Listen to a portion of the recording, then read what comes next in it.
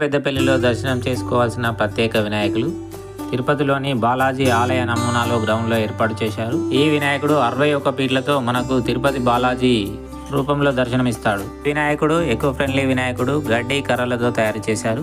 రెండవ వినాయకుడు సుభాష్ నగర్లోని వినాయకుడు. ఈ వినాయకుడు మనకు శివుని రూపంలో దర్శనమిస్తాడు. శివుడి వినాయకుడి కలయికతో చాలా అద్భుతంగా కనిపిస్తాడు. మూడవ వినాయకుడు ముద్రా సంఘంలో ఏర్పాటు చేసిన వినాయకుడు. ఈ వినాయకుడు కూడా మనకు ఎకో ఫ్రెండ్లీ వినాయకుడు, గడ్డి కర్రలతో తయారు చేశారు. ఈ వినాయకుడిని మన పెద్దపల్లి వారే తయారు చేయడం విశేషం.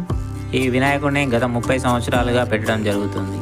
నాలుగవ వినాయకుడు ముద్రాజ్ వాడలోనే బజరంగ్ దళ్ ఏర్పాటు చేసిన వినాయకుడు. ఈ వినాయకుడు మనకు శివుని రూపంలో దర్శనమిస్తాడు. పరమేశ్వరుడు రౌద్ర రూపంతో ఉన్న థీమ్తో దర్శనమిస్తాడు. ఐదవ గణపతి త్రినేత్ర యూత్ ఆధ్వర్యంలో ఏర్పాటు చేసిన వినాయకుడు. ఈ వినాయకుడు గత 25 సంవత్సరాల నుంచి పెట్టడం జరుగుతుంది. ఈ వినాయకుని చేతులలో పరశురాముడు శివుని ఆయుధాలను ధరించి మనకు దర్శనమిస్తాడు.